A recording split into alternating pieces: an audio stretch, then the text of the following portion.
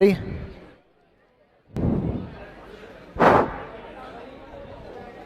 जी, good afternoon या good evening कर लूँ? हैं?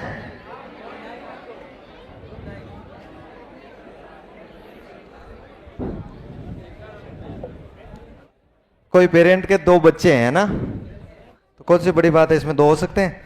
उसमें से एक बच्चा 7th क्लास में, दूसरा बच्चा 10th क्लास में, तो एसएमसी और एसटीएमसी के दोनों सदस्य रहेंगे या किसी एक में? वो साधारण सभा में तो दोनों में माना जाएगा, कार्यकारिणी में यदि वो सेलेक्ट होता है तो दोनों में रह सकता है।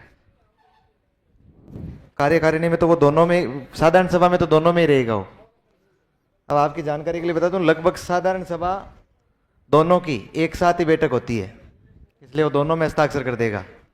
और कार्यकारिणी भी दोनों के साथ बैठक ही होती है, एक ही दिन एक ही समय में करवाते हैं हम लोग। अमावस्या कोई वो होती है और अमावस्या कोई वो होती है, तो दोनों उसी टाइम में आ जाते हैं, कोई भी सम्मिलित हो सकता है। आपको जो संशय था वो संशय इस क्लास के बीच में या इस क्लास के लास्ट में दूर किया जाएगा। अभी क्लास शुरू करें।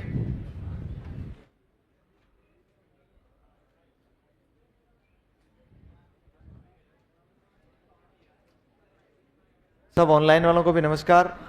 अब थोड़ा पढ़ने में ध्यान दें। अभी अपनी आज एक ही क्लास है ना?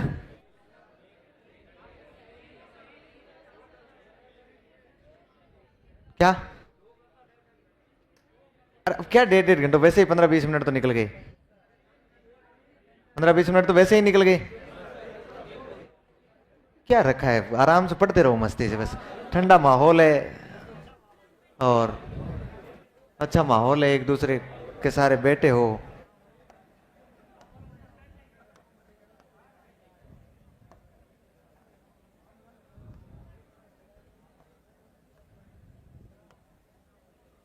चलिए, कहां पढ़ रहे थे हम लोग? कहां पढ़ रहे थे? SIQE पढ़ ली थी ना? SIQE क्या है बताओ, पूरा नाम बताओ।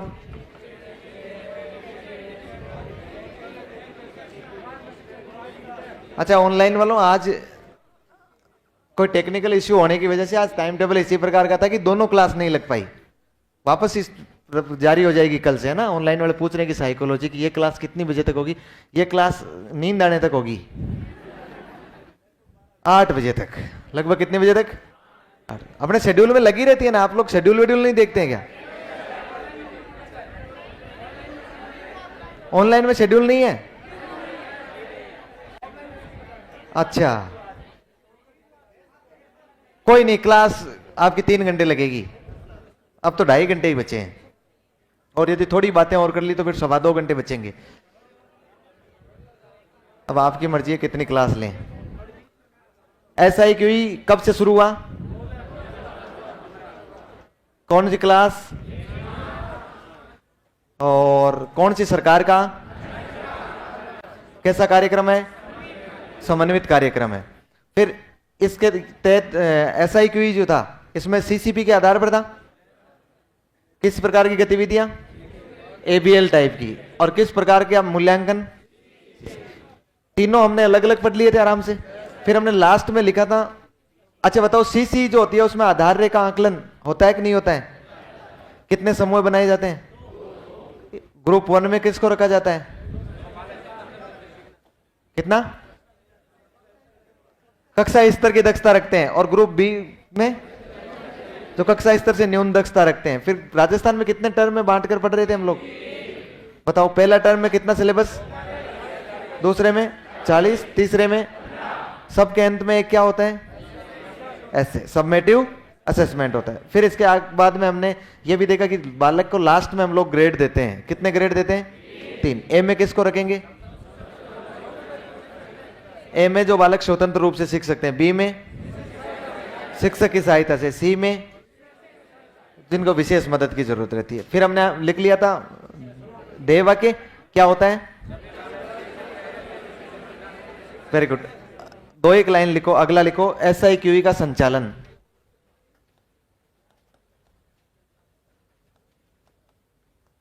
SIQE का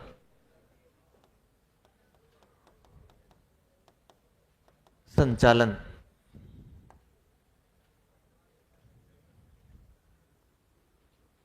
SIQE का संचालन। इसका संचालन करती है एक तो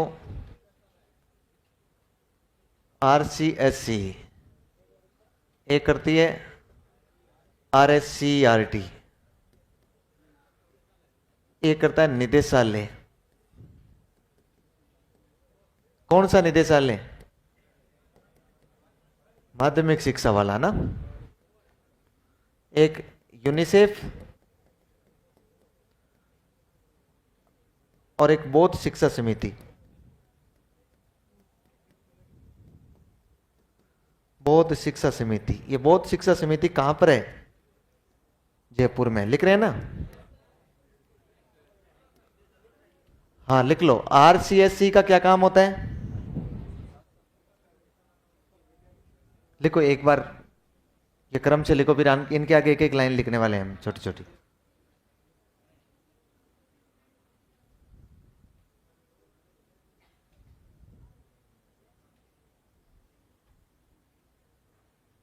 क्लास इतनी लंबी क्यों रहे? हर जगह शिकायत रहे छोरो, हर जगह शिकायत। छोटी क्लास करते हैं तो शिकायत, लंबी क्लास करते हैं तो शिकायत, जीवन शिकायत है। आपको हम वो फीलिंग ला रहे हैं जो यूपीएससी होती है ना, यूपीएससी का मतलब जो आईएएस की तैयारी करता है।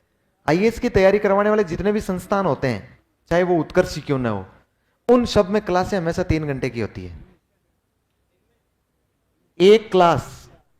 एक क्लास कितने समय की होती है? 3 घंटे की होती है ना। दिन में तो होती है 12 घंटे की। दिन में कितनी होती है? 12 घंटे की। एक क्लास कितने घंटे की होती है? 3 से मिनिमम क्लास नहीं होती है, क्योंकि एक अधिकारी बनने के लिए धैर्य जरूरी होता है। पहले वो बालकों को क्या सिखाते हैं? धैर्य सिखाते हैं कि आपके पास धैर्य है कि नहीं, आप एक जगह बैठ सकते हैं कि नहीं बैठ सकते हैं।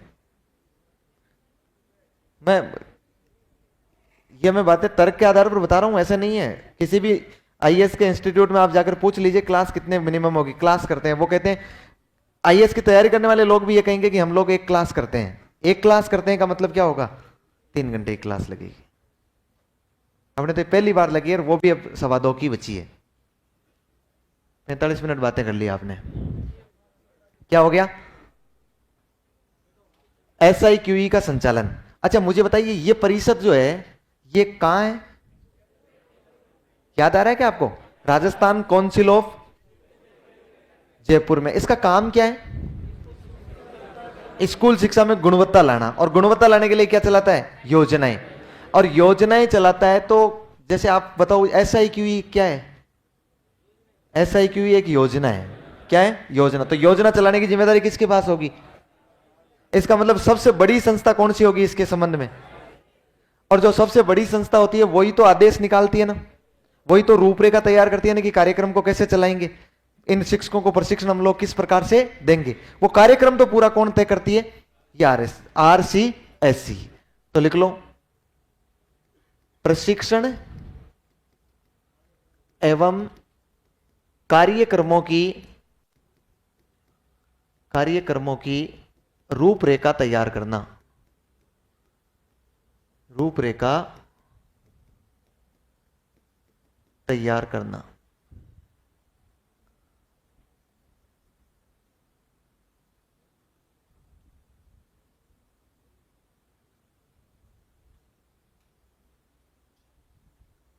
बताओ बड़ी संस्थान होगी कि नहीं होगी? सबसे बड़ी तो यही। आप स्कूल में रहोगे, आपके पास में बहुत सारे SIQE कार्यक्रम से संबंधित आदेश आएंगे। उन सब आदेशों पर ऊपर लिखा होगा राजस्थान स्कूल शिक्षा परिषद। इसका मतलब आपको ऑर्डर कौन दे सकता है? ये परिषद दे सकता है। कार्यक्रम कब चलाया जाएगा, कितनी बजे, कैसे होगा, कैसे चलाया जाएगा। फिर इस RSCERT का क्या काम होता है? ये बताओ, RSCERT राजस्थान की सबसे ज्यादा पढ़ी लिखी है कि नहीं है? आप लोग उन बालकों को कौन सी शिक्षण विधि से पढ़ाओगे, ये तय कौन करेगा? उन बालकों को क्या सिलेबस पढ़ाओगे, उन बालकों का आकलन किस विधि से करोगे, ये तय कौन करेगा? RS। चेकलिस्ट जो बनाई जाएगी वो इसके द्वारा बनाई जाएगी। भाई आप किस प्रकार से आकलन करोगे, किस प्रकार से उन बालकों को पढ़ाओगे। इसका मतलब इसकी जो किताबें और पाठ्यक्रम वगैरह तैयार किया जाता है वो किसके द्वारा किया जाता है? RSCERT। इसका मतलब ये कौन सा सहयोग करता है? अकादमिक सहयोग।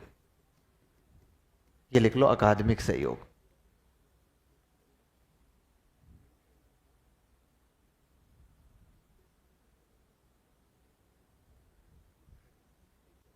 निदेशालय क्या काम है इसका? देखो आप सोच के देखिए, यदि आपको कहीं डाउट हो रहा है तो ये कार्यक्रम चलता है 1 से 5 के लिए, और यहां पर निदेशालय संचालित कौन सा कर रहा है? माध्यमिक। ऐसा क्यों है? क्योंकि देखो ये निदेशालय का काम होता है मॉनिटरिंग करना। क्या काम होता है? मॉनिटरिंग करना। यदि आप ही का निदेशालय चला रहा है और वही मॉनिटरिंग कर रहा है तो फिर मॉनिटरिंग में वो गुणवत्ता नहीं बचेगी। इसलिए प्रारंभिक शिक्षा निदेशालय तो इसे संचालित साथ साथ कर ही रहा है, जैसे शिक्षा का संचालन कर रहा है वैसे, लेकिन मॉनिटरिंग करने का काम दिया गया है माध्यमिक शिक्षा को। इसलिए आप स्कूलों में जाओगे, एसआईक्यू कार्यक्रम का आपके स्कूल में एक हेड होगा, लेक्चरर, उसको हेड बना दिया जाएगा। वो समय समय पर 5-7 दिन से आप पोर्टफोलियो तैयार कर रहे हैं कि नहीं कर रहे हैं, आप सीसी ठीक ढंग से कर रहे हैं कि नहीं कर रहे हैं, उसकी सारी जांच करेगा समय समय पर। इसका मतलब है इस निदेशालय माध्यमिक शिक्षा का काम क्या होता है? लेक्चरर वरिष्ठ अध्यापक होते हैं, वो सारे के सारे माध्यमिक शिक्षा के शिक्षक होते हैं कि नहीं होते हैं? इसलिए इस निदेशालय द्वारा वो नियुक्त किए जाते हैं। तो इसका काम क्या हो जाएगा? मॉनिटरिंग करना। क्या काम है? मॉनिटरिंग करना। यूनिसेफ और बौद्ध शिक्षा समिति, इन दोनों का एक काम होता है तकनीकी सहयोग करना। तकनीकी सहयोग करना।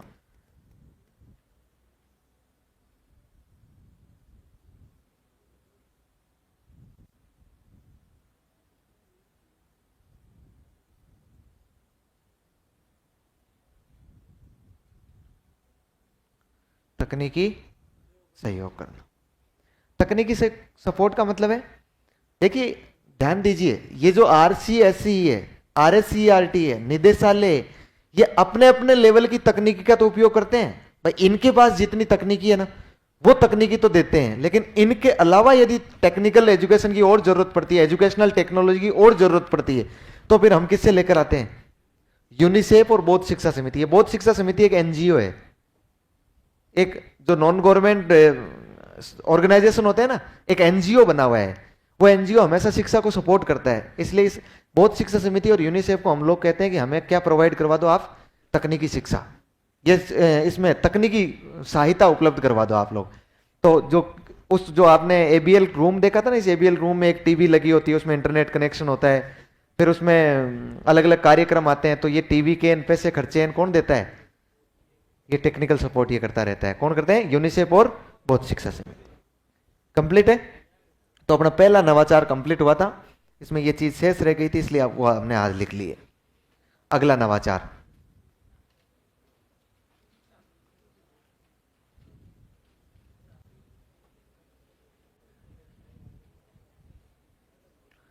दूसरा कौन सा है? दीक्षा। वेरी गुड, लिखो।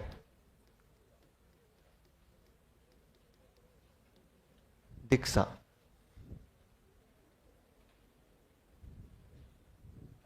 लिखो दीक्षा। पूरा नाम भी लिखो साथ में और बताओ भी। डिजिटल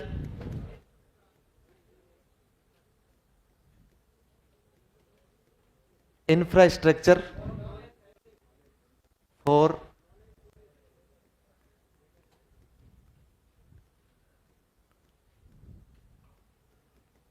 शेयरिंग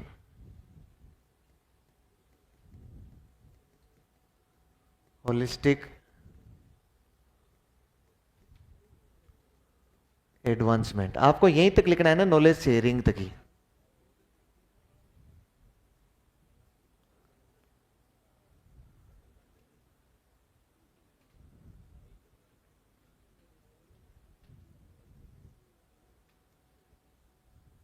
यार ये क्या समस्या आ रही है? ये सब लोग ऐसे कैसे बोल रहे हैं?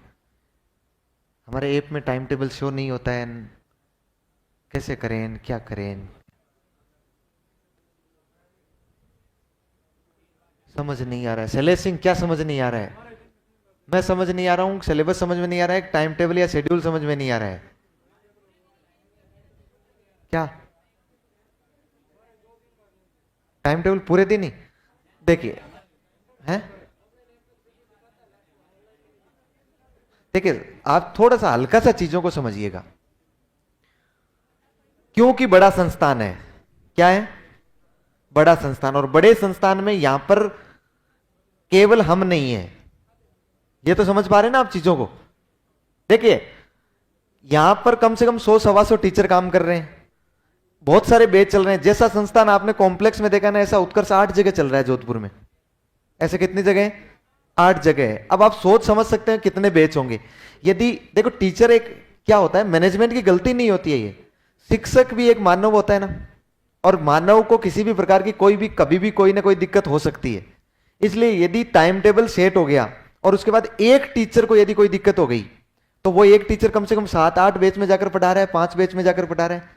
वो 5 बैच में उनके लिए क्लास अरेंज करनी पड़ेगी। अब जब उनके लिए क्लास अरेंज करेंगे तो फिर ये है नहीं कि बाकी वाले टीचर बैठे रहेंगे तो उनको लगा दें, एडजस्ट करना पड़ता है। सब टीचर्स की क्लास पूरी रहती है, कंप्लीट, प्रत्येक की पूरी बुकिंग रहती है। जैसे किसी भी टीचर का आप उदाहरण लोगे, जैसे मैं सुबह 7 बजे से मेरी क्लास शुरू होती है और रात को 9:30 बजे तक क्लास रहती है।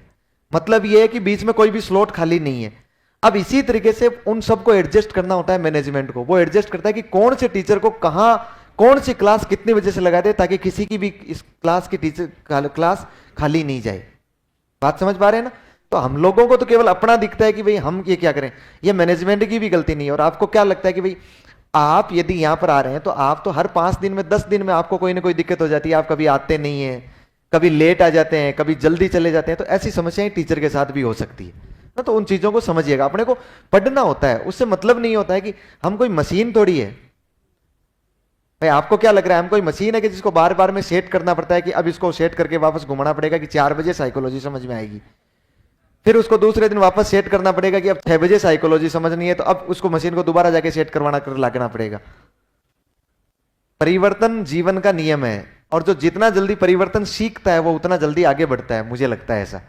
और रूढ़िवादी जो चिंतन होता है ना, रूढ़िवादी जिसमें परंपरा से चलता आ रहा है, बोले ऐसे बदलाव कैसे कर दिया, वो बदलाव रूढ़िवादी चिंतन अभिसारी चिंतन होता है, और परंपरावादी अपसारी। और सफल कौन होता है? अपसारी वाला। ये भी है, इनकी भी मजबूरी रहती है, हमारी भी मजबूरी रहती है। मैं मानता हूं कि आप लोग डिस्टर्ब होते हैं, आप लोग डिस्टर्ब होते हैं इसे, लेकिन आपको पढ़ना है। आपको चाहे भले 4 बजे आपको साइकोलॉजी पढ़ाए, चाहे भले आपको 4 बजे ज्योग्राफी पढ़ाए, आपको पढ़ना होता है। रजिस्टर आपके पास होते हैं, कोई इश्यू ही नहीं। एक रफ रजिस्टर साथ में लटका लाया करो जबरदस्ती।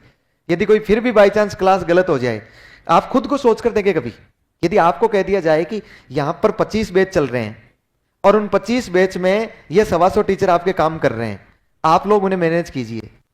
यदि टीचर को अचानक कोई दिक्कत हो गई, वो कहेगा मैं नहीं आऊंगा, तो आप उस किसको मैनेज करेंगे? आप कैसे मैनेज करेंगे? समस्या तो होती है ना। मैं मानता हूं आप कहेंगे कि ये बातें हमारे काम की नहीं है क्योंकि हमने फीस दी है।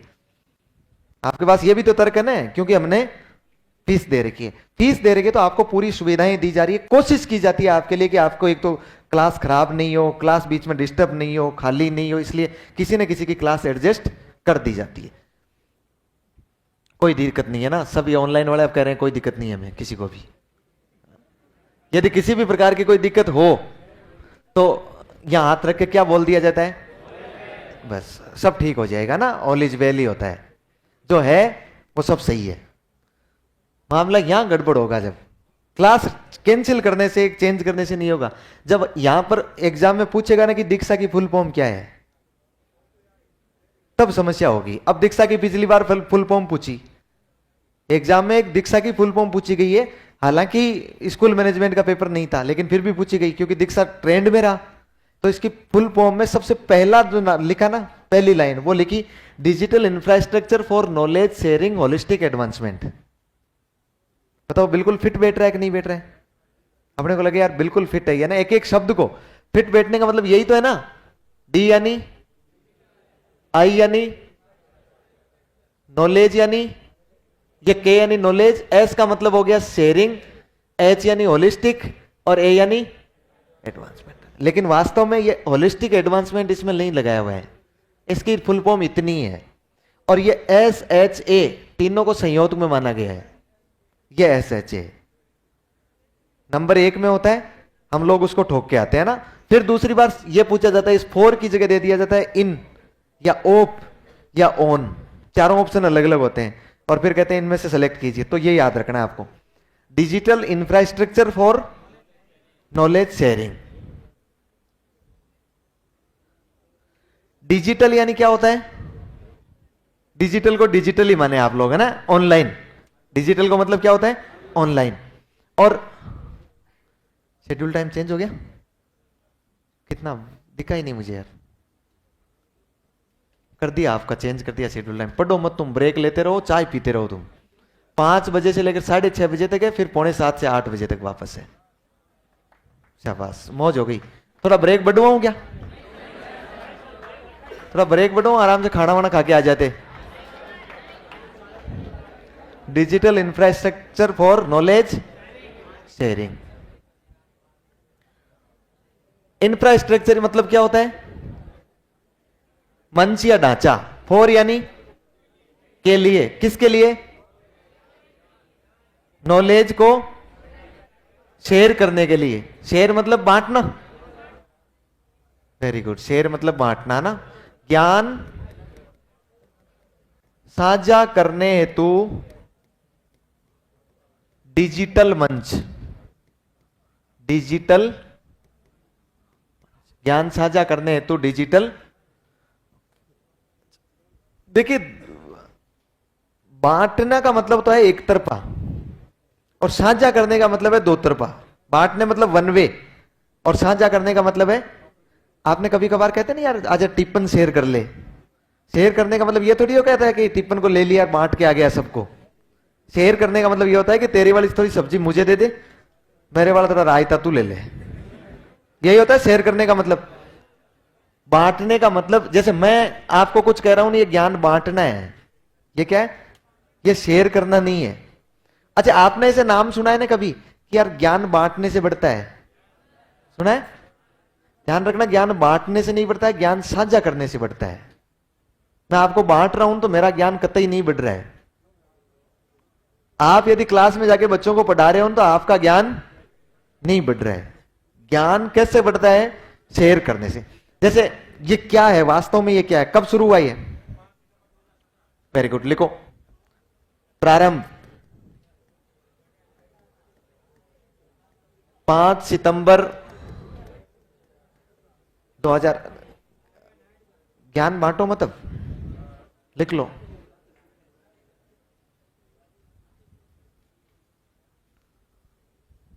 कह दिया दीपेंद्र सिंह, कह दिया। लगातार कमेंट नहीं करने, ये समस्या का समाधान हो जाएगा आपके। बता दिया गया मैनेजमेंट को। अब सुनो ध्यान से, है ना, समझिए इस बात को। अपने एक इकोनॉमिक्स का, इकोनॉमिक्स मतलब अर्थशास्त्र, अर्थशास्त्र का एक नियम होता है कि मेरे पास एक कोई वस्तु है, आपके पास कोई एक वस्तु है। मैंने मेरी वस्तु आपको दे दी, आपने आप वाली वस्तु मुझे दे दी। शेयर कर ली कि नहीं कर ली? बताइए मेरे पास कितनी वस्तु हो जाएगी? तो कैसे हो जाएगी? आपके पास 1 रुपया है, मेरे पास 1 रुपया है। मैंने मेरे वाला आपको दे दिया, आपने मुझे दे दिया। कितना रह जाएगा?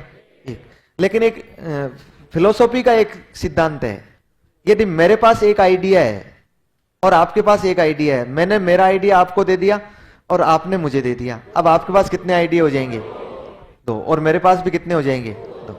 आप सोच के देखिए, ज्ञान शेयर करने का मतलब है आपके आइडिया मुझे, मेरे आइडिया इसको। अब यदि इस क्लासरूम में आप लोग मान लीजिए 700-800 जो भी लोग बैठे हैं, जितने भी बैठे हैं, मान लीजिए आप लोगों के पास एक एक आइडिया हो और आप लोग यहां माइक में आके उस एक एक आइडिया को शेयर करके जाएं, हर व्यक्ति के पास कितने आइडिया हो जाएंगे? एक बालक को यदि एक सवाल याद है, उसने आके वो यहां पर बताया, एक एक सबने बताया, एक बालक को कितने याद हो जाएंगे? जितने आप बालक बैठे हैं 700-800 याद हो जाएंगे कि नहीं हो जाएंगे? अब आप सोच के देखिए, हमें हमारे शिक्षकों के पास बहुत ज्यादा ज्ञान था, शिक्षकों के पास बहुत ज्यादा, क्योंकि अब आप इतने ज्ञानी हैं और ज्ञान की और ग्रोथ करते जा रहे हैं, और इतना ग्रोथ ज्ञान लेके, इतना ज्ञान बढ़ा के फिर आप स्कूल में जाएंगे तो कोई ना कोई तो चाहिए ना आपको उससे ज्ञान लेने वाला, नहीं तो फिर वो ज्ञान अंदर ही अंदर घुटेगा। हाँ, ज्ञान खराब हो जाएगा। भाई जाहिर सी बात है, ज्ञान का यदि उपयोग नहीं किया आपने, अभ्यास नहीं किया, तो फिर वो खत्म हो जाएगा। अब शिक्षकों के लिए हमें एक ऐसा मंच की आवश्यकता पड़ी जिसमें हम शिक्षकों को इकट्ठा कर ले और प्रत्येक शिक्षक के पास जो ज्ञान है ना, वो ज्ञान सबको बांटते, ताकि सबके पास सारा ज्ञान पहुंच जाए।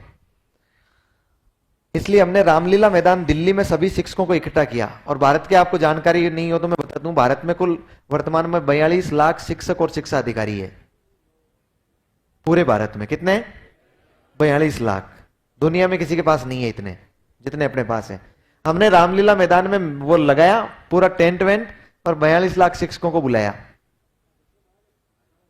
42 लाख शिक्षकों को बुलाया, बीच में बना लिया एक मंच, एक एक शिक्षक का नंबर लिया कि तू आ जा और तेरा ज्ञान दे जा। वो ज्ञान देना शुरू हुआ। कितने दिन में ज्ञान पूरा हो जाएगा? वो 8-10 साल तो लग ही जाएंगे भाई, 8-10 साल तो लगेंगे। 42 लाख शिक्षक सभी सुनेंगे और अच्छा 8-10 साल हम लोग स्कूलों को क्या कर देंगे? स्कूलों की तो छुट्टी करनी ही पड़ेगी, फिर इलाज क्या है? क्या इस प्रकार से ज्ञान साझा करना ऑफलाइन रूप से संभव हो सकता है क्या? इसलिए हमने इसको एक डिजिटल ऑनलाइन रूप से एक मंच बनाया हमने, और हमने कहा कि उस पर ज्ञान को क्या किया जाएगा? साझा किया जाएगा। उस ऑनलाइन रूप से बनाए गए उस मंच को हम लोग बोलते हैं दीक्षा। शॉर्ट में क्या कहते हैं? दीक्षा। इसका मतलब digital infrastructure for knowledge sharing. ज्ञान को साझा करने हेतु एक क्या बनाया गया है? डिजिटल मंच बनाया गया है। इस डिजिटल मंच को केंद्र सरकार ने बनाया, एमएचआरडी ने, और 5 सितंबर 2017 को लॉन्च कर दिया। क्या लॉन्च कर दिया? ये एक प्रकार का वेब पोर्टल है। ये क्या है? वेब पोर्टल, और साथ में है ये ऐप। वेब पोर्टल का मतलब समझते हैं क्या आप लोग? वेबसाइट। कभी आपने देखा होगा www. फिर आगे rajasthan.government.in लगाया होगा कभी। अब मैं आपकी जानकारी के लिए बता दूं, वेबसाइट क्या होता है कि वेबसाइट तो हम लोग उसको बोलते हैं कि वो एक एड्रेस होता है, वो एक रास्ता होता है उस पोर्टल तक पहुंचने का। उसको हम लोग बोलते हैं पोर्टल। पोर्टल मतलब होता है गोदाम। क्या होता है? एक भंडार। उसमें बहुत सारा सामान रखा जाता है, बहुत सारी वस्तुएं रखी जाती है, पूरा भर दिया जाता है, फिर उसके गेट लगा दिया जाता है। उस गेट को हम लोग खोलते हैं ना, तो ऐसे कुंडी नहीं लगी होती है उसकी। उस गेट को खोलने के लिए जो ऑनलाइन गोदाम होता है ना, तो बहुत बड़ा गोदाम हो जिसमें बहुत बड़ा सामान भर दिया गया है, बहुत सारी चीजें उसमें डाल दी गई है, उसका गेट खोलने के लिए हमें कुंडी नहीं खोलनी पड़ती है, हमें उसका गेट खोलने के लिए लगाना पड़ता है www.gov.in। इसका मतलब है कि हम लोगों को वो एड्रेस है, हम लोगों के लिए वो पासवर्ड है कि हम लोग उस पोर्टल के अंदर पहुंच जाएं। अब उस पोर्टल में बहुत सारा सामान पड़ा होता है, तो सामान पड़ा होता है तो इतना सारा सामान ऊपर नीचे अव्यवस्थित होता है, व्यवस्थित उसमें पड़ा होता है। हमें कौन सा चाहिए, इसके लिए हमें सर्च मारना पड़ता है। उसमें हम लोग सर्च करते हैं जो हमें चाहिए। इसका मतलब एक वेबसाइट का निर्माण किया गया है कि नहीं किया गया है? एक पूरे पोर्टल का निर्माण किया गया है, मतलब पूरे भंडार का निर्माण किया गया है, गोडाउन का निर्माण करवा दिया। अब ये जो गोडाउन का निर्माण किया, ये किया था किसने? एनआईसी ने। एनआईसी का मतलब एनआईसी नेशनल इंफॉर्मेटिक्स सेंटर, ये कंपनी का नाम है। आपने देखा होगा कोई भी आप वेबसाइट खोलते हो उसके अंत में जाते हो ना, तो लास्ट में एक नीचे कोष्टक में लिखा आता है एनआईसी। उसका मतलब यह है कि एक दिल्ली की एक कंपनी है जिसका नाम है नेशनल इंफॉर्मेटिक्स सेंटर। वो भारत सरकार के लिए पोर्टल बनाने का काम करती है। मतलब जैसे कोई पेंटिंग करता है ना कोई आदमी, पूरी पेंटिंग करने के बाद कि दाने दाने में है केसर का दम, वो सारी पेंटिंग करने के बाद नीचे धीरे से लिखता है ना पेंटर हीरालाल, ये एनआईसी वो है। समझ पा रहे हैं? इसका मतलब एक बहुत बड़ी पोर्टल बनाई है इसने। उस पोर्टल, सरकार को पोर्टल बनाकर सरकार को प्रोवाइड करवा दी। इसका एप्लीकेशन भी जारी कर दिया, इसका एप्लीकेशन सॉफ्टवेयर भी आ गया, मतलब ऐप भी आ गया। अब इसका ऐप से क्या लेना देना होता है भाई? ऐप क्यों जारी किया गया? तो जो गोडाउन होता है ना, उस गोडाउन में बहुत सारी चीजें पड़ी होती है। हमने वेबसाइट के माध्यम से यदि हम जाएं वहां, तो हमें चीजें सर्च करनी होती है, सारी चीजें सामने दिखाई नहीं देती है, व्यवस्थित नहीं होती है। इसको एप्लीकेशन सॉफ्टवेयर के रूप में उपलब्ध करवाने का मतलब है कि अंदर वाली चीजें बिल्कुल रैंक वाइज, क्रम वाइज जमा दी जाती है। हमें बिल्कुल सामने दिखाई देती रहती है कि हमें कौन सी चीज चाहिए, उस पर आप क्लिक करते जाओ और बिल्कुल व्यवस्थित तरीके से आपको मिलेगी। इसका मतलब वेब पोर्टल में चीजें होती तो खूब सारी है, लेकिन उनको सुव्यवस्थित रूप से प्राप्त करने के लिए हम लोग एप्लीकेशन सॉफ्टवेयर बनाते हैं। हम लोग क्या बनाते हैं? ऐप बनाते हैं। तो हमने एक वेब पोर्टल बनाया और एक क्या बनाया? ऐप बनाया। इसका मतलब ये इसको केवल गोदाम बना के दे रही है एनआईसी, इसको भर के नहीं दे रही है। अब इसमें ज्ञान भरना पड़ेगा। क्या करना पड़ेगा? ज्ञान, ताकि उस ज्ञान को शिक्षक ले ले, एक दूसरे के साथ साझा भी कर दे। उस ज्ञान को बालक ले ले, एक दूसरे के साथ साझा कर दे। उस ज्ञान को अभिभावक भी ले ले। बात समझ पा रहे हैं? अब इस पर ज्ञान कौन भरेगा? इसमें ज्ञान आपको बताओ तो ये चलाया किसने कार्यक्रम? एमएचआरडी ने। एमएचआरडी ने ये चलाया, तो एमएचआरडी तो पढ़ी लिखी तो है नहीं। पढ़ी लिखी कौन है भारत की सबसे ज्यादा? एनसीईआरटी। आपको बताओ तो स्कूल एजुकेशन के मामले में कौन पढ़ी है? एनसीईआरटी। और साथ में आपको बताओ टीचर एजुकेशन के मामले में कौन है? एनसीटी। एनसीईआरटी ही लगभग आजकल टीचर एजुकेशन का काम कर रही है, इसलिए एनसीईआरटी को जिम्मेदारी दी कि इस पर सारी कंटेंट डाला जाए। एनसीईआरटी ने लगी, एनसीईआरटी अपने काम में लगी, और इस पोर्टल पर एनसीईआरटी ने जितने भी स्कूल एजुकेशन का सिलेबस था, प्री प्राइमरी से लेकर 12वीं तक का, उतना पूरा कंटेंट इसमें डाल दिया। इसके अलावा जितने भी राज्यों में आरएससीईआरटी एससीईआरटी चलते थे, क्या चलते थे? एससीईआरटी। अब बताइए इसका सिलेबस होगा, कुछ सिलेबस इनका भी तो चेंज होता है ना। एससीईआरटी का अपना पर्सनल सिलेबस होता है कुछ, सारा एससीईआरटी का सिलेबस। इसके अलावा जितना भी टीचर एजुकेशन का सिलेबस होता है वो सारा सिलेबस इस पर डाल दिया, सारी विषय वस्तुएं इस पर डाल दी। इसके अलावा शिक्षा विभाग में किसी भी प्रकार की सूचना, किसी भी प्रकार की घोषणा, किसी भी प्रकार का नवाचार, किसी भी प्रकार के question, objective, model paper, teaching methods, pedagogy, ICT, psychology, जो भी सब्जेक्ट होता है ना इस दुनिया का, सारी चीजें इस पर डाल दी किसने? एनसीईआरटी ने। और फिर उपराष्ट्रपति जी आए वेंकैया नायडू साहब, और उन्होंने 5 सितंबर 2017 को इसका बटन दबा के इस वेब पोर्टल और इस एप्लीकेशन प्रोग्राम का क्या कर दिया? लॉन्च कर दिया। और जैसे ये लॉन्च हुआ, ये शिक्षकों के लिए एक राष्ट्रीय स्तर का शिक्षक मंच बन गया, डिजिटल मंच बन गया। इसलिए इसको बोलते हैं राष्ट्रीय शिक्षक मंच, नेशनल टीचर प्लेटफॉर्म। इस पर जो कंटेंट डाला गया था प्रारंभ में, वो कंटेंट 18+ भाषाओं में डाला गया था। 18+ का मतलब 18 भाषाओं में डाल दिया गया, और आगे भी द्वार खुले रखे गए, और भी डाला जा सकता है, स्टॉप नहीं किया गया। फिर कंटेंट को धीरे धीरे तैयार किया गया। वर्तमान में इसमें कंटेंट 36+ भाषाओं में है। मतलब जैसे जैसे अलग अलग भाषाओं में कंटेंट तैयार हो रहा है, किस पर डाला जा रहा है? इस दीक्षा पोर्टल पर डाला जा रहा है। बात समझ आएंगे ना आप लोग? मैं कहूंगा दीक्षा क्या है, तो एक वेब पोर्टल और एप्लीकेशन प्रोग्राम है। ये कौन सी सरकार का है? भारत सरकार का है। इस पर क्या काम है? इस पर एससी, एससीईआरटी और टीई से संबंधित सारा सिलेबस इस पर उपलब्ध है। फिर ये किसके काम का है? तो ये शिक्षा के सभी हितधारकों के काम का है। किसके काम का है? शिक्षा के सभी हितधारक। शिक्षा का एक हितधारक होता है शिक्षक, एक होता है विद्यार्थी, और एक होता है अभिभावक।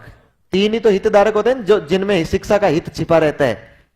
एक तो अभिभावक, एक शिक्षक, ये विद्यार्थी, और एक शिक्षक।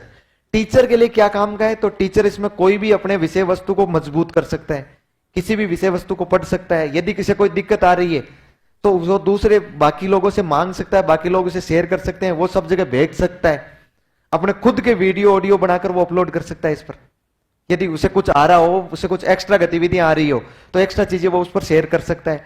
फिर दूसरी बात, ये विद्यार्थी के अच्छा, इसके अलावा शिक्षक अपनी पेडागोजी सुधार सकता है, टीचिंग मेथड अच्छा कैसे पढ़ाएं। कोई नया नवाचार आया है शिक्षा विभाग का, उस नवाचार को जान सकता है कि वो नवाचार क्या होगा। फिर विद्यार्थी के क्या काम का है? तो विद्यार्थी इसमें आराम से पढ़ सकता है। उसको कोई क्लिष्ट वस्तु लगती है, कठिन वस्तु लगती है, उसको तुरंत प्रभाव से पढ़ेगा। यदि फिर भी कोई प्रकार की दिक्कत आई तो इसमें चैटिंग की सुविधा उपलब्ध करवाई है।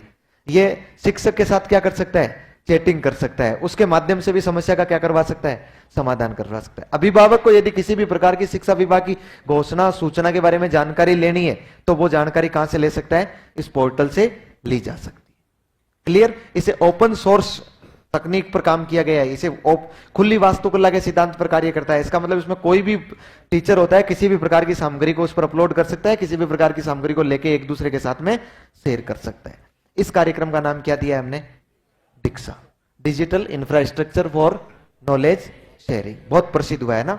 ये एक ऐसा एप्लीकेशन प्रोग्राम है जो भारत में सर्वाधिक लोगों द्वारा अपलोड किया गया, डाउनलोड किया गया है। क्योंकि सभी शिक्षकों को ये डाउनलोड अपलोड करना पड़ा, इसके अलावा सभी बालकों ने, और इसके अलावा सभी अभिभावकों ने। लिखो,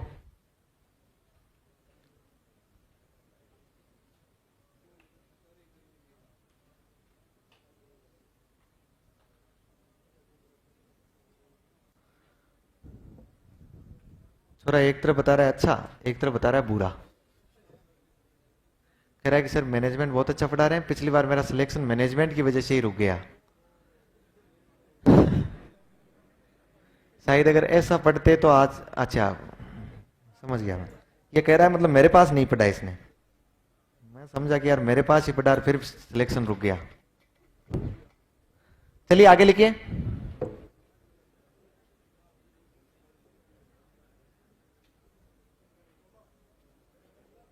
मैंने इस ऐप पर किसी प्रकार का कोई वीडियो अपलोड नहीं किया है। पूछने की कोई ज्ञान आपने डाला है क्या इस पर? लिखो, क्या लिखा आपने? अच्छा, इस दीक्षा से संबंधित है ना? ये दीक्षा जब आया ही था ना शुरुआत में, तो इस दीक्षा पर मैंने एक लेख लिखा था, दीक्षा के बारे में। वो जो लेख लिखा था ना, वो लेख, ये जो छोटी छोटी किताबें छपती है शिक्षा विभाग की, एक शिविरा नामक किताब छपती है, आपको बताओ तो। शिविरा नामक किताब छपती है ना, यहां से मैंने किताब भी निकाली इस दीक्षा पर। जो एक मैंने इस क्या नवाचार कार्यक्रम है, ये किस प्रकार से शिक्षकों को सहयोग करेगा, किस प्रकार से बालकों को सहयोग करेगा, क्योंकि सबसे पहले मेरा ही इसमें पाला पड़ा था। 5 सितंबर 2017 का है। इस पर खूब सारा अध्ययन किया। अध्ययन करने के बाद मैंने इस पर कुछ लिखा, फिर वो एक शिविरा में छपा था।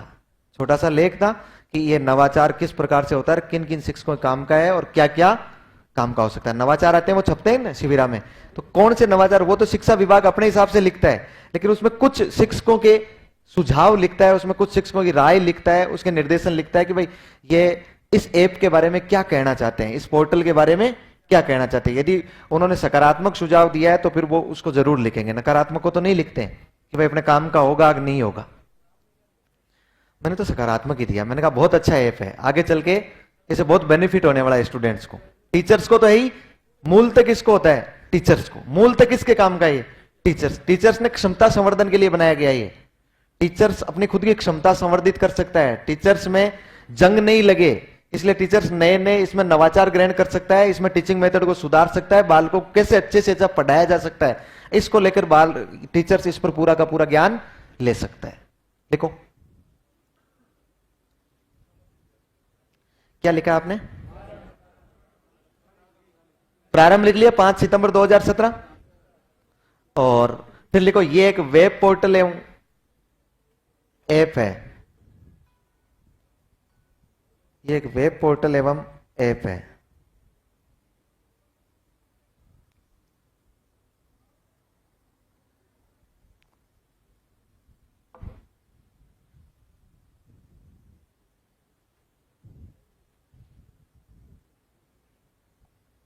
ठीक है, फिर लिखो इस पर एनसीईआरटी द्वारा, इस पर एनसीईआरटी द्वारा, इस पर एनसीईआरटी द्वारा एनसीटी के सहयोग से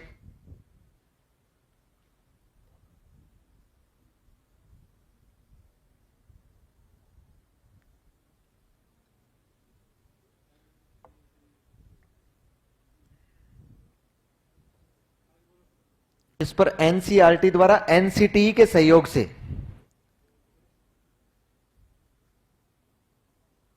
स्कूल शिक्षा, स्कूल शिक्षा सभी राज्यों की एससीईआरटी,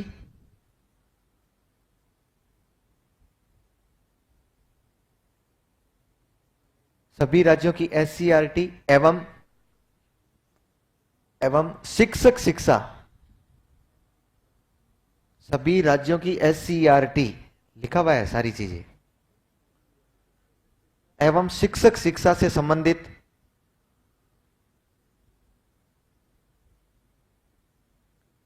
विषय वस्तु उपलब्ध करवाई गई है, से संबंधित विषय वस्तु उपलब्ध करवाई गई है।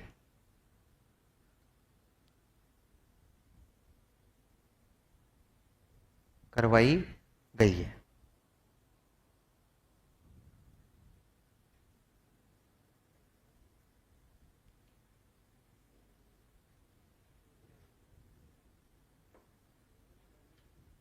नेक्स्ट लाइन में लिखो इसके अतिरिक्त, इसके अतिरिक्त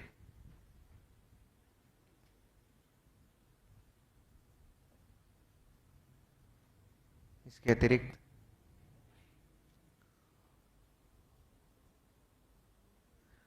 शिक्षा विभाग से संबंधित शिक्षा विभाग से संबंधित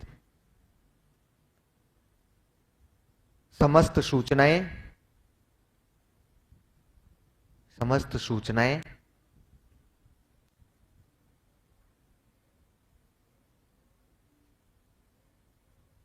चार पांच छह सात, एक दो तीन, एक दो तीन। अरे सही है, वो तो मैं शांत था ना इसलिए। क्या लिखा है? इसके अतिरिक्त इस पर शिक्षा विभाग से संबंधित समस्त सूचनाएं, घोषणाएं,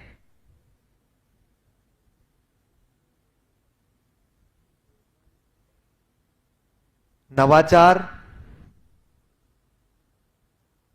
आदेश,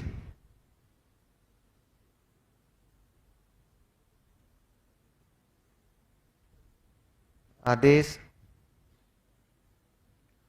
आदि उपलब्ध कराए जाते हैं।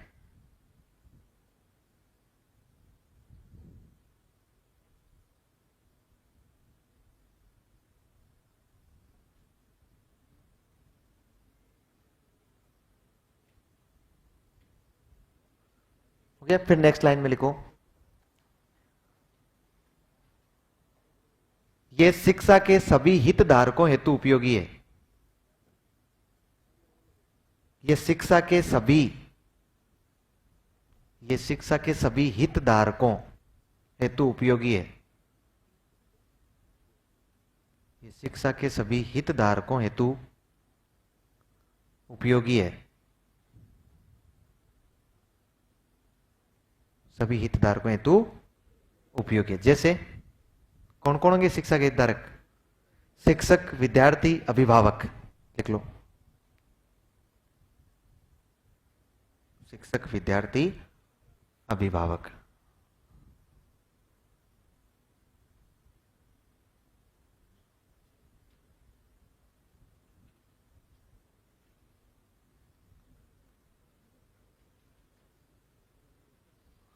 फिर नेक्स्ट लिखो, इसे राष्ट्रीय शिक्षक मंच, इसे राष्ट्रीय शिक्षक मंच, नेशनल टीचर प्लेटफॉर्म, इसे राष्ट्रीय शिक्षक मंच,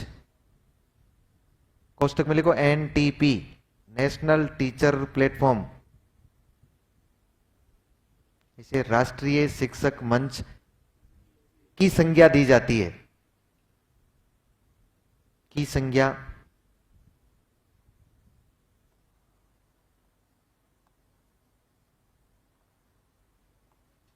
दी जाती है। हो गया? दीक्षा आराम से पहचान लोगे ना? दीक्षा तो हम समझ ही जाएंगे दीक्षा क्या है। दीक्षा एक वेब पोर्टल भी है और एक एप्लीकेशन कार्यक्रम भी है, और इसका संचालन, इस पर सारी की सारी कोई भी शिक्षा विभाग से संबंधित सूचना आपको चाहिए या कोई भी शिक्षा विभाग से संबंधित कार्य चाहिए तो वो सारा इस पर मिल जाएगा। चलिएगा, देखो इस एक नवाचार इस दीक्षा से जुड़ा हुआ हो, वो दीक्षा ही एक प्रकार का, वो उसके उससे के काम का होगा। एक लास्ट में एक लाइन और लिख लो, इसे इसे इसे मतलब दीक्षा को, इसे सभी राज्यों, इसे सभी राज्यों एवं केंद्र शासित प्रदेशों, इसे सभी राज्यों एवं केंद्र शासित प्रदेशों ने स्वीकार किया है। इसे सभी राज्यों एवं केंद्र शासित प्रदेशों ने स्वीकार किया है। इसका मतलब सबने अपनाया कि नहीं अपनाया इसको? और सबको अपनाना पड़ेगा क्योंकि केंद्र सरकार का आदेश है। तो राजस्थान ने भी अपनाया इसको, लेकिन राजस्थान ने उस टाइम क्या कि सरकार चेंज थी, उधर अलग सरकार थी, इधर अलग सरकार थी, इसलिए इसको किसके रूप में अपनाया? दीक्षा राइस के रूप में। दीक्षा राइस। दीक्षा का पूरा नाम तो आप जानते ही है, क्या है? Digital infrastructure for knowledge sharing. फिर राइस का नाम क्या है? लिख लो, Rajasthan interface for school educators.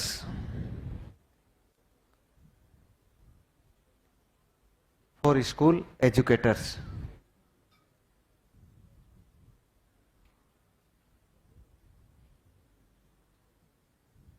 Sir ये कैमरा खराब है क्या? ये पोडियम वाला चल रहा है? पता नहीं, ये रोज ही शिकायत आती है। बीच में कहा हूं यार, यहां से तो मैं दिख रहा हूं ना। नहीं नहीं, कैसे दिखता? मुझे दिखता है ना कैमरे में यार।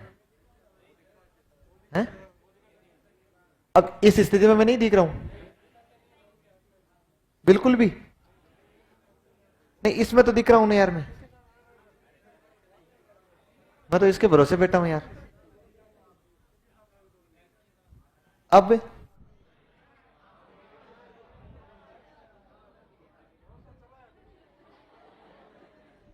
रुको, दिख एक मिनट, वापस दिखाओ मुझे, वापस दिख। अब दिख रहा हूं ना? अब हाँ, अच्छा मैं इधर देख रहा हूं, मैं सोच रहा हूं ये कौन खड़ा है सलमान खान की तरह से। ये यहां से दिखाई देता हूं, है ना? और इसमें पूरा दिखाई दे रहा है। हाँ, तभी मैंने सोचा यार वो ऑनलाइन वाले थोड़े बहुत परेशान हो रहे हैं, क्या चक्कर है ये। हाँ, मैं रोज कैमरे के सामने रहता हूं, अपने आप को देखता रहता हूं, मैं सोचता हूं हाँ ठीक है मामला। Rajasthan interface for school educators. अच्छा देखिए, लिख लीजिए। पहले तो प्रारंभ कब हुआ? 2018-19। फिर लिख लीजिए ये राजस्थान, ये दीक्षा का हिंदी नहीं होती है यार इसकी। हाँ, हिंदी पूछेंगे नहीं वो, अंग्रेजी को हिंदी में पूछेंगे। Rajasthan interface for school educators, मतलब ये एक मंच है। स्कूल एजुकेटर्स का मतलब जो स्कूल में पढ़ाने वाले हैं उनके लिए। ये दीक्षा का राजस्थान संस्करण है। ये दीक्षा का राजस्थान संस्करण है, समझ पा रहे हो ना? ये अलग वर्जन है। वो दीक्षा था और ये दीक्षा राइज है। वो केंद्र का था और ये किसका है? राजस्थान का है। तो ये दीक्षा का क्या है? राजस्थान संस्करण है। Rajasthan interface for school educators के नाम से। कब प्रारंभ हुआ? अच्छा, इसका संचालन कौन कर रहा है राजस्थान में? बताओ देखे, पढ़ी लिखी कौन है? लिख लो, RSCERT। RSCERT संचालन कौन कर रहा है? RSCERT। अच्छा, क्या RSCERT के पास शिक्षक शिक्षा का पूरा डाटा है क्या? तो फिर किससे सहयोग लेगा? देख लो, संचालन RSCERT द्वारा NCT के सहयोग से। केंद्र वाली है, राज्य में तो कोई ऐसी संस्था है ही नहीं। RSCERT द्वारा NCT, national council for teacher education, NCTE। अब चारों ओर देख रहे हैं, मैं पढ़ाया था उस टाइम ध्यान नहीं रख रहे थे, उस टाइम भी चारों ओर देख रहे थे। NCTE जो दिल्ली में है ना, 1973 में विभाग के रूप में स्थापित हुआ, 95 में पूर्णतः स्थापित हुआ था वो। दोबारा बोलूं, ये संचालन में लिखा है ना RSCERT द्वारा NCTE के सहयोग से, फिर आगे फुल स्टॉप लगा देना है, ठीक है? अच्छा देखिए, इसको भी मैं समझा देता हूं आपको। कोई अंतर नहीं है इसमें और उसमें, सेम यही वेब पोर्टल है, इसी प्रकार से एप्लीकेशन है। बस फर्क यह है कि वो केंद्र का था, ये राज्य का है। उसका नाम दीक्षा था, इसका नाम दीक्षा राइज है। उस पर केंद्र की और सभी राज्यों की समस्त विषय वस्तु थी। इस पर केवल और केवल राज्य से संबंधित जो भी स्कूल एजुकेशन और शिक्षक शिक्षा है उससे संबंधित सारी सामग्री इस पर आपको मिल जाएगी। उस पर सामग्री NCERT डाल रही थी, इस पर कौन डाल रही है? RSCERT डाल रही है। फिर देखिएगा ये जो है ना, इसको हमने 2018-19 में पहली बार प्रारंभ किया। जब इसको प्रारंभ किया था तो हमने 9th और 10th की विषय वस्तु इस पर डाली थी। अब वर्तमान में तो हम लोग सारी विषय वस्तु इस पर डाल रहे हैं। वर्तमान में तो पूरी विषय वस्तु इस पर है। लेकिन जिस प्रकार से दीक्षा जो है, जिस प्रकार से दीक्षा जो कार्यक्रम चलाया था, उस दीक्षा सभी हितधारकों के लिए समान रूप से उपयोगी था। लेकिन ये दीक्षा राइज है ना, ये शिक्षकों के लिए ज्यादा उपयोगी है। किसके लिए ज्यादा उपयोगी है? शिक्षकों के लिए। राजस्थान का जो दीक्षा राइज बनाया गया, ये इसलिए इसका नाम क्या लिखा? School educators. मतलब स्कूल में जो एजुकेटर्स है, जो शिक्षा से जुड़े हुए हैं, जो शिक्षा देने वाले हैं, एजुकेटर ट्यूटर है जो। फिर एक और ध्यान रखना है इस पर, इसमें हमने एक अतिरिक्त विशेषता और दी है, बाद में तो उस पर भी दे दी गई है। वो हमने सबसे पहले इसमें एक QR कोड दिया। हमने एक ऐसी सुविधा दी, जैसे QR कोड से स्कैन करते हैं तो सामग्री पर हम लोग पहुंच सकते हैं। क्या ऐसा QR कोड से संबंधित? अच्छा ऐसे समझाऊं मैं आपको। मान लो ये बालकों की किताबों थी ना, उन किताबों में पार्ट में बारकोड दिए। प्रत्येक यूनिट में हमने क्या दे दिए? बारकोड। बालक दीक्षा राइज ऐप को अपने मोबाइल में डाउनलोड करेगा और उसके बाद में उसे स्कैन करवाएगा तो डायरेक्ट उस पार्ट से संबंधित उसके सामने सामग्री ओपन हो जाएगी। ये QR कोड की हमने सुविधा दी है, इसमें डायरेक्ट पहुंचा जा सकता है। ये ऐसे उल्टे सीधे काम RSCERT नहीं कर रहा है, उत्कर्ष भी कर रहा है। उत्कर्ष भी करता है। आपको बताओ तो आपके जो मॉडल टेस्ट पेपर वगैरह लिए जाते हैं उनमें बारकोड डाला जाता है। अब तो प्रत्येक क्वेश्चन पर डाला जाने लग जाएगा। प्रत्येक एक एक क्वेश्चन पर बारकोड होगा। आपको जो क्वेश्चन का हल चाहिए, सॉल्यूशन चाहिए, आप ऐप से जाके स्कैन करवाओ, कोई ना कोई जीव जंतु मार्कर लिए खड़ा होगा और आपको बता रहा होगा कि इसका आंसर ये होगा। बात समझ रहे ना? तो ये QR कोड वाली सुविधा भी इसमें उपलब्ध करवाई गई है। लिख लो, देखो QR कोड के माध्यम से भी विषय वस्तु तक पहुंचा जा सकता है। QR कोड के माध्यम से भी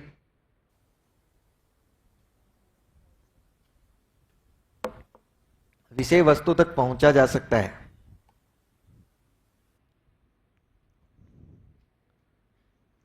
विषय वस्तु तक पहुंचा जा सकता है।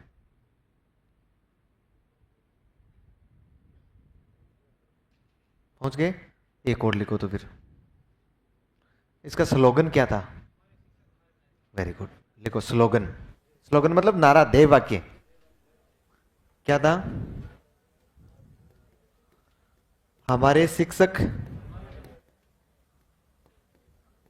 हमारे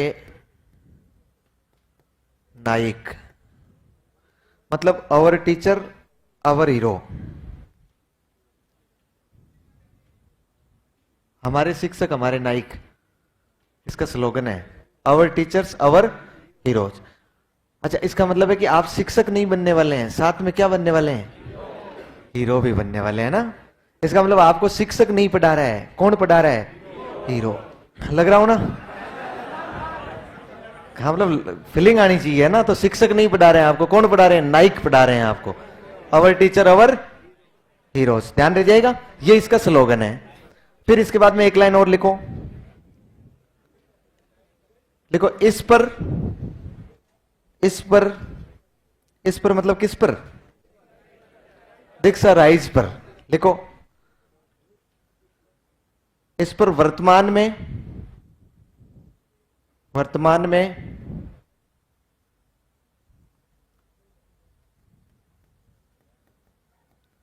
निष्ठा कार्यक्रम के तहत, वर्तमान में निष्ठा,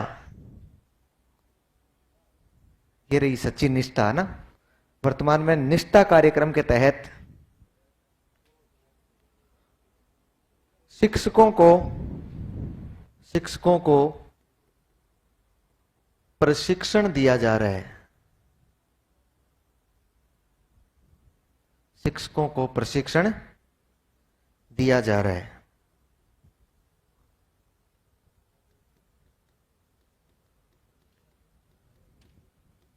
तो अपना अगला नवाचार कौन सा हो जाएगा? निष्ठा। ये और लिख लो। अगला नवाचार लिखो निष्ठा। क्योंकि दीक्षा पूछा है तो फिर दीक्षा ऐप पर यही काम चल रहा है, तो हमें निष्ठा के बारे में भी 2 शब्द लिखने जरूरी है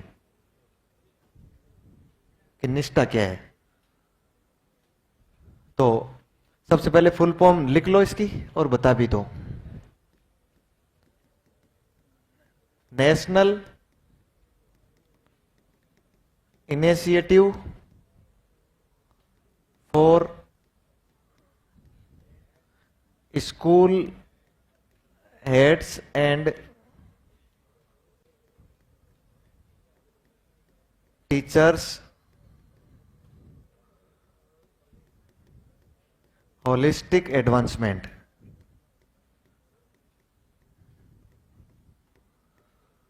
holistic advancement. National initiative for school heads and teachers holistic advancement.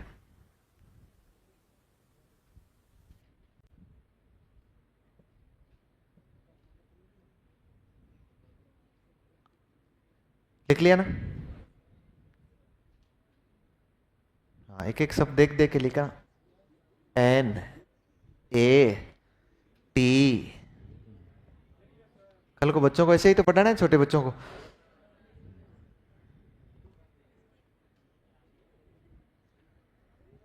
लिख लो, तुम लिख लो।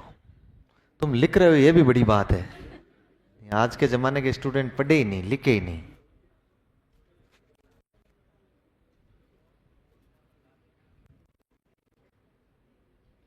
लिख लिया?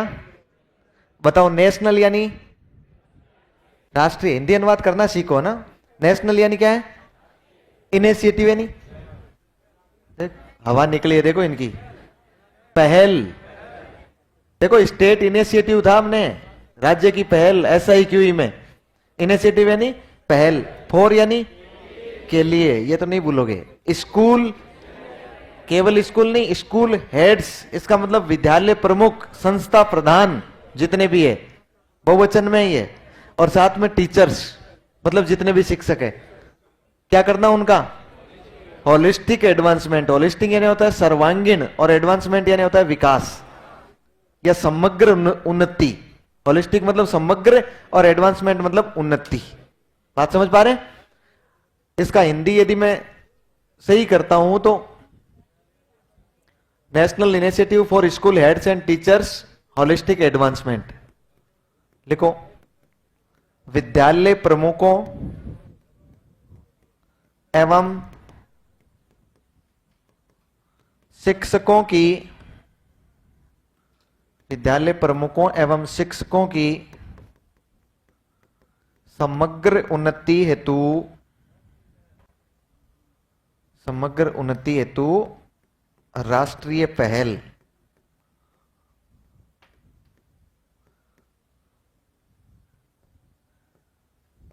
कब प्रारंभ हुआ ये? 2019 में। किसके द्वारा? MHRD द्वारा।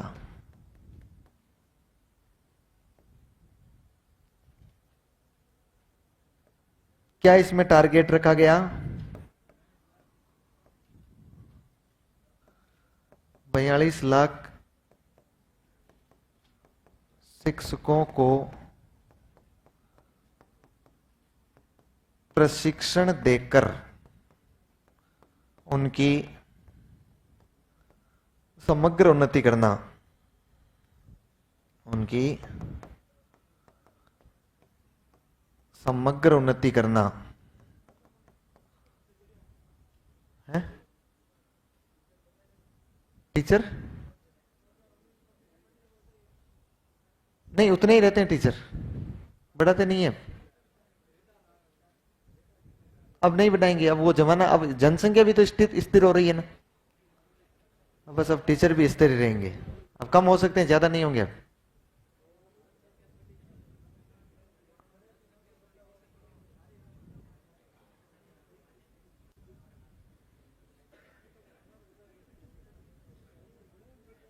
जनसंख्या लगभग लगभग अब क्या हो गई है? स्थिर हो गई है। थोड़ी सी कोविड में बढ़ी थी, क्योंकि भारतीय कोई टाइम जाया नहीं करते हैं इसलिए। 42 लाख शिक्षकों को प्रशिक्षण देकर उनकी समग्र उन्नति करना।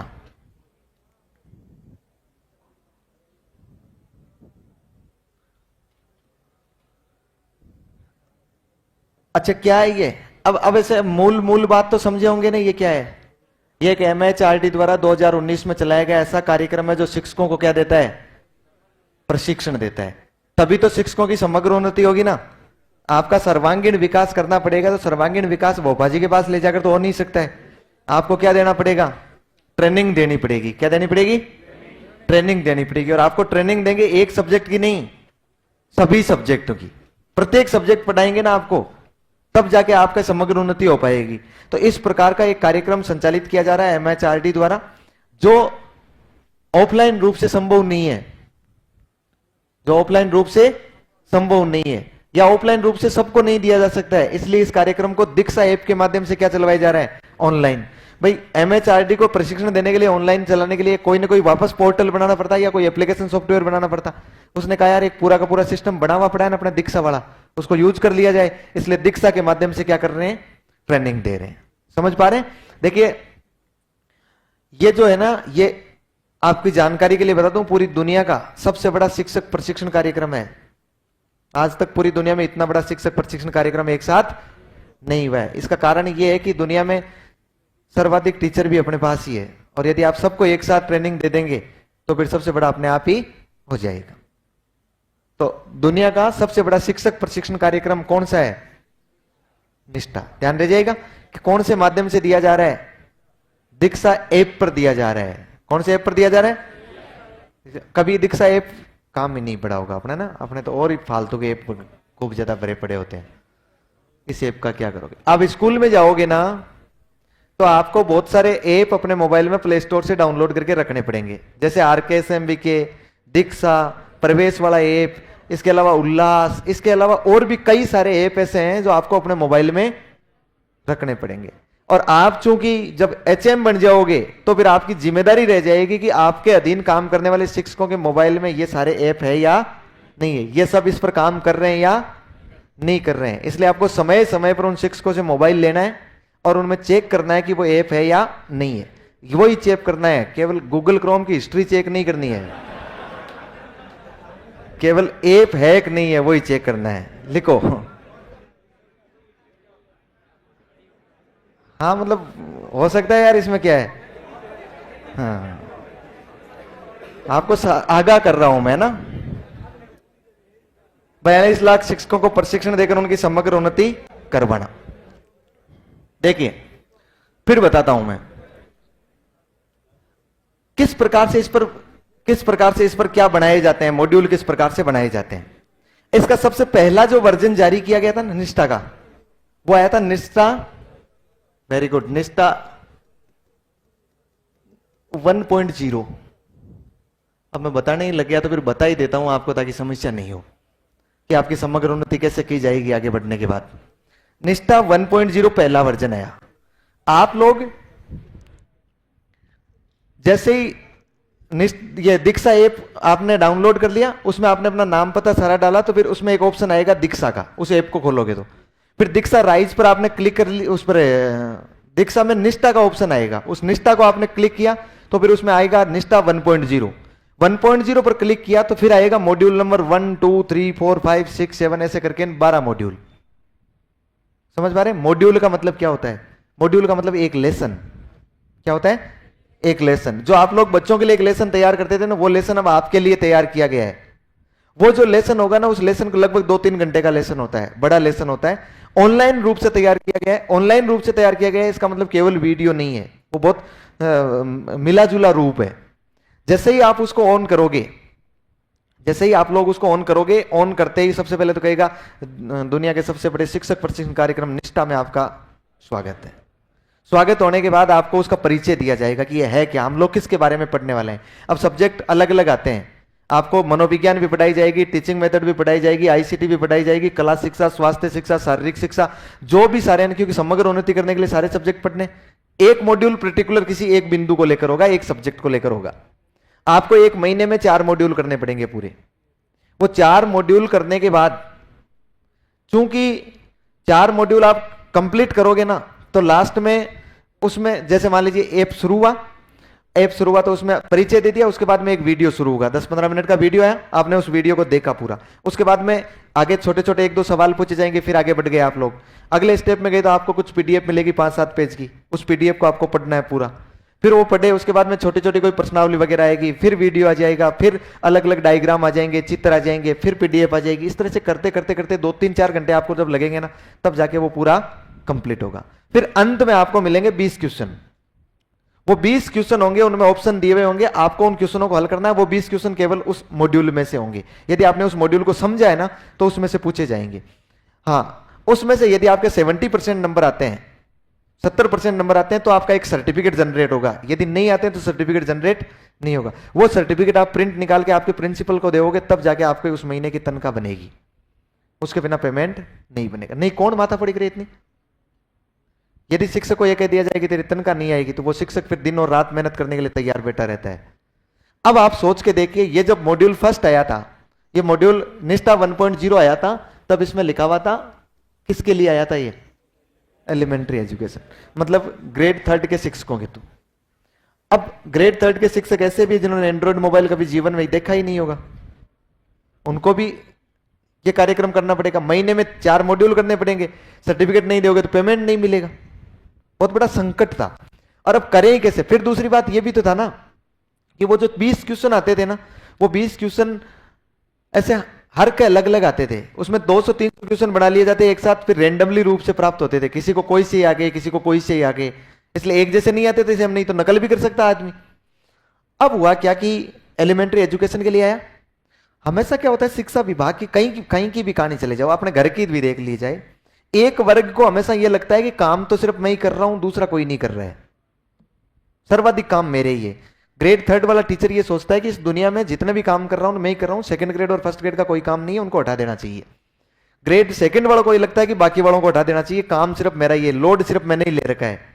फर्स्ट ग्रेड वालों को ऐसे ही लगता है, अपने घर में ऐसे ही लगता है, अपने को खुद को ऐसे ही लगता है कि मैं ही हूं तो काम चल रहा है, बाकी तो कोई काम नहीं करता है। एलिमेंट्री एजुकेशन का जब नंबर आया तो सब प्राथमिक शिक्षकों को कहा गया कि भाई आप चाहे लेवल 1 के चाहे लेवल 2 के आप लोग ये मॉड्यूल करेंगे। अब वो लोग परेशान, वो लोग भयंकर परेशान, क्योंकि अब कार्यक्रम हो नहीं, मॉड्यूल नहीं हो, सर्टिफिकेट नहीं निकले तो फिर पेमेंट नहीं आई, मामला गड़बड़ हो गया। इसलिए वो बहुत कुछ कोशिश कर रहे हैं, बहुत कुछ इधर से उधर की कोशिश कर रहे हैं, इधर से उधर पूछ रहे हैं, इसको पूछ रहे हैं, बेचारे परेशान हो रहे हैं।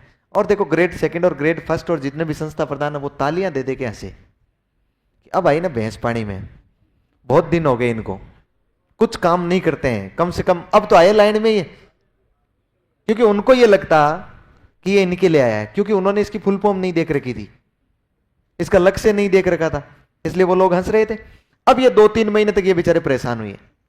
परेशान होने के बाद थोड़े दिनों बाद में एक अगला मॉड्यूल आया, अगला वर्जन, नया वर्जन आया, और वो आया निष्ठा 2.0, और ये आया जितने भी संस्था प्रधान और सेकेंडरी एजुकेशन के थे।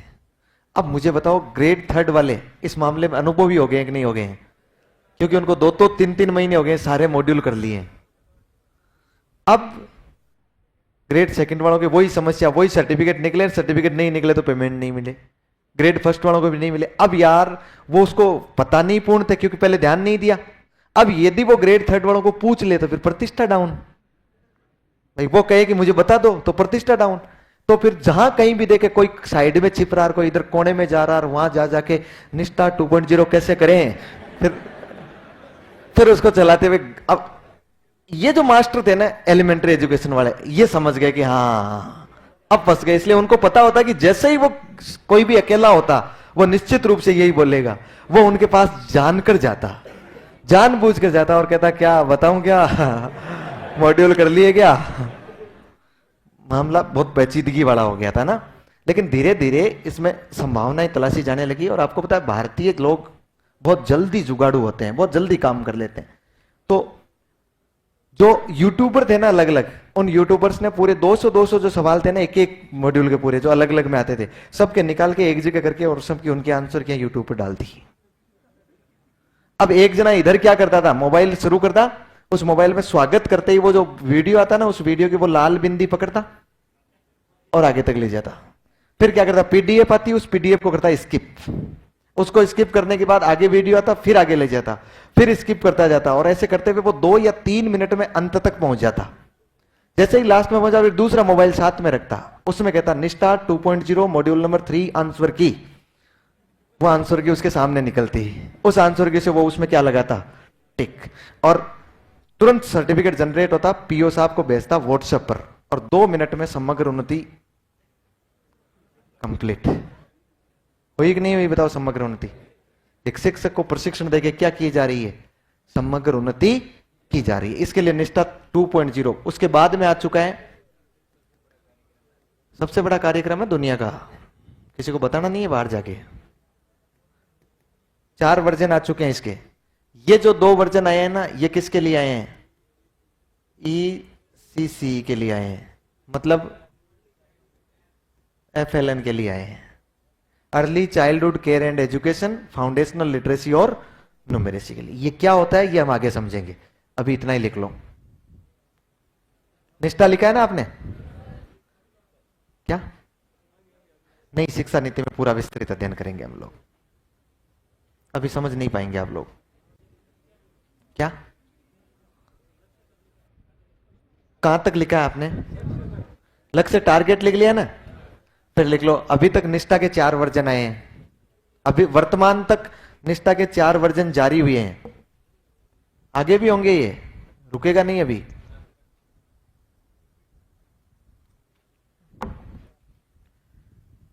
वर्तमान तक निष्ठा के 4 वर्जन जारी हो चुके हैं।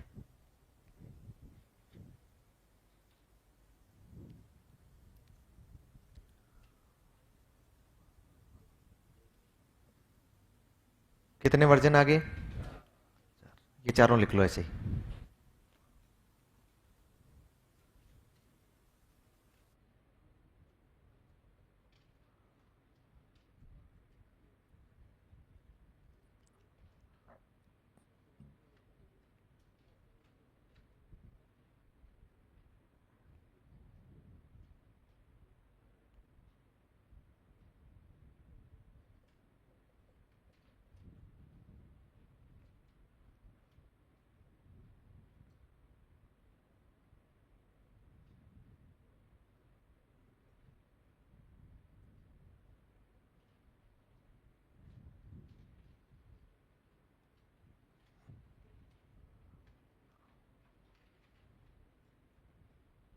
हो गया,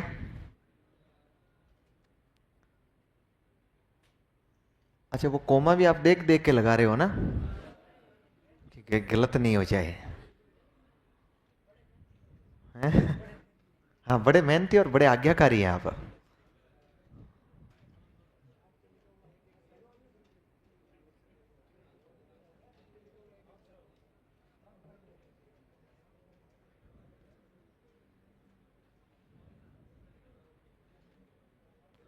ढंग से याद कर लो, ढंग से पढ़ लो, नौकरी लग जाए ना उसके बाद नजदीक में खूब सारी कोचिंग संस्थान चल रही होगी, वहां पर स्कूल मैनेजमेंट पढ़ाने वाले टीचर की हमेशा कमी रहेगी, उसको पूर्ति करनी है ना, एक एक चीज याद है और पूरी पूर्ति करनी है उसकी, और उसके बाद मुझसे सलाह लेते रहना, तो मैं आपको बताता रहूंगा कहां से और तैयार करना है।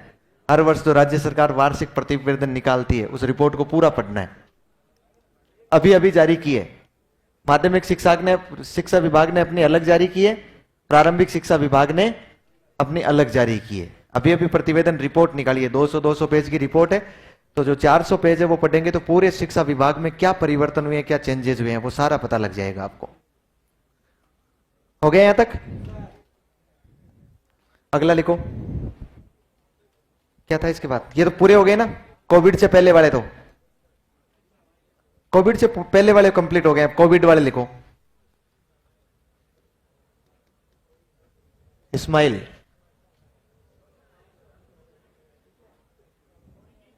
ये वो नहीं है जो आप सेल्फी के दौरान देते हैं, स्माइल में लिखो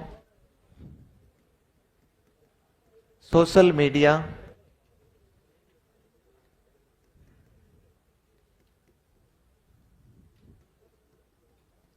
interface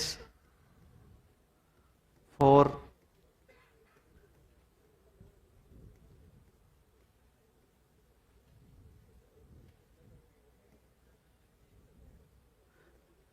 for learning engagement. Engagement मतलब सगाई नहीं है, लेकिन उद्देश्य दोनों का एक ही है, बिजी रखना, व्यस्त रखना। मतलब यह है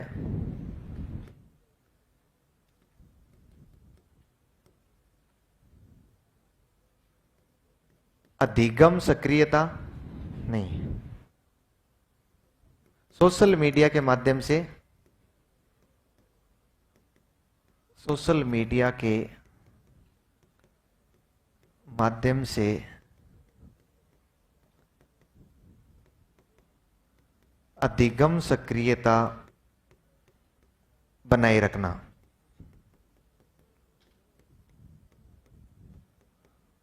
अधिगम सक्रियता बनाए रहना।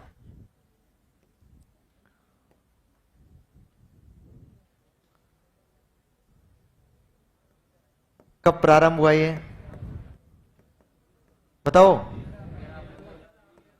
वेरी गुड, 13 अप्रैल 2020। 13 अप्रैल 2020। कौन सी सरकार का ये? राज्य सरकार का नवाचार है। क्या उद्देश्य है?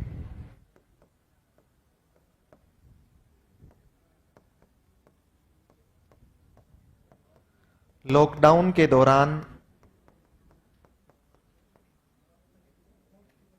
सोशल मीडिया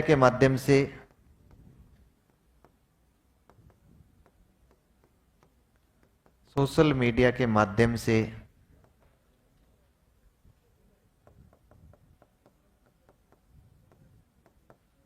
बालकों को शिक्षा देना।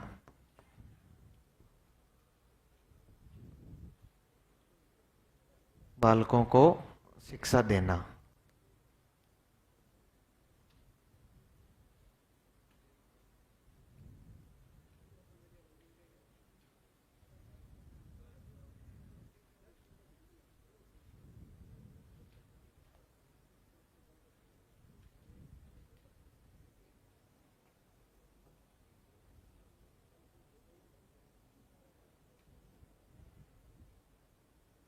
हो गया?